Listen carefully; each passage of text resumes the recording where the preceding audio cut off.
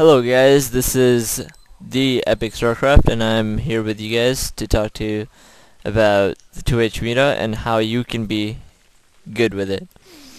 What 2-base Muta is basically it's getting mutalisk so that you can harass your opponent while still being ahead in economy and being able to tech to higher tier units like infestors, ultralists, and also being able to basically out-expand your opponent. What the base of this build is basically getting an early Lair and then getting just enough mutalisk to harass your opponent. It starts off with either a 13 pool 13 gas or 14 pool 14 gas, although I like the latter version because I just like having more drones. Now, what you guys will see here is I actually chose to get a slightly later Overlord, although that was sort of a mistake. I'm gonna be getting a gas at exactly 14 now, and then I'm gonna be getting a spawning pool at 14 after making another drone. So it's gonna be 14 gas, and then I'm gonna get another drone.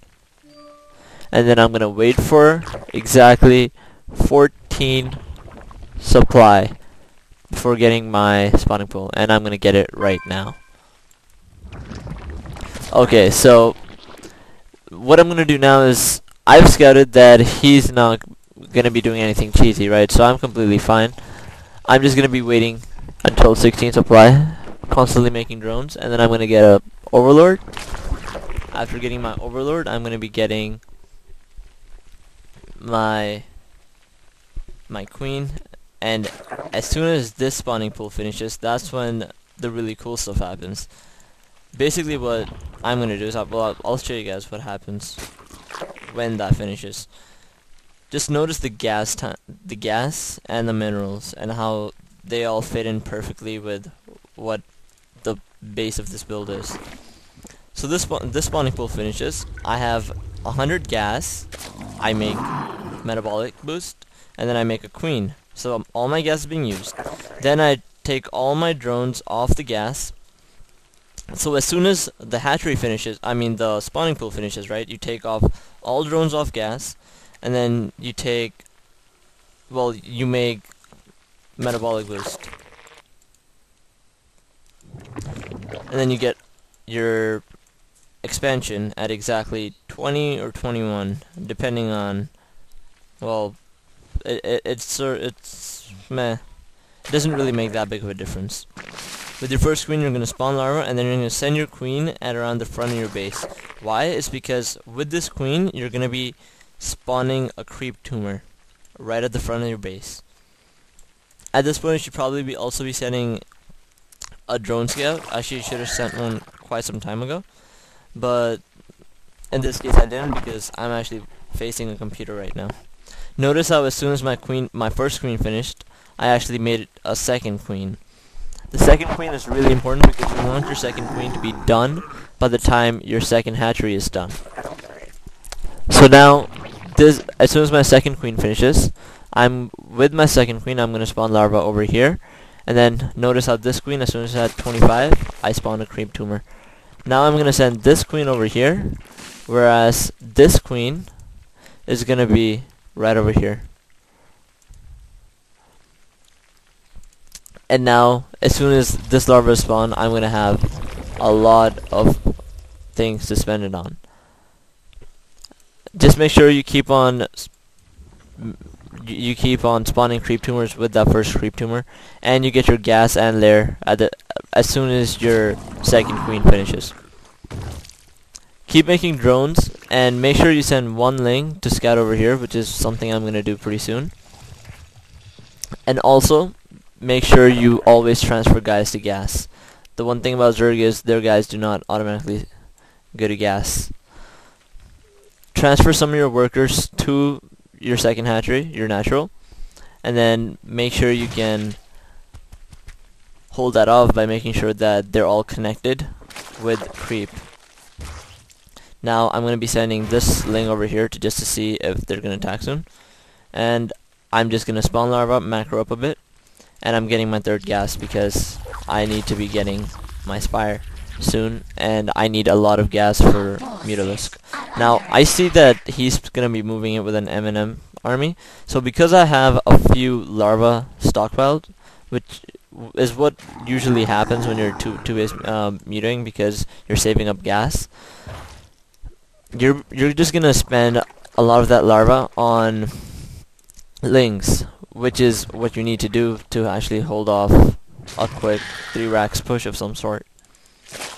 And always make sure to keep spawning larva. Spawn larva, spawn larva.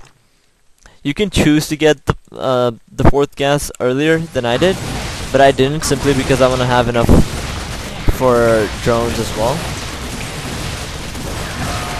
And I would much rather have a lot more drones early on, so that's why I didn't spend too many guys on gas. Now I held that off, and note that this is a medium CPU. I didn't want to have too much of a pressure because I want to slowly be able to show you guys exactly how this build goes.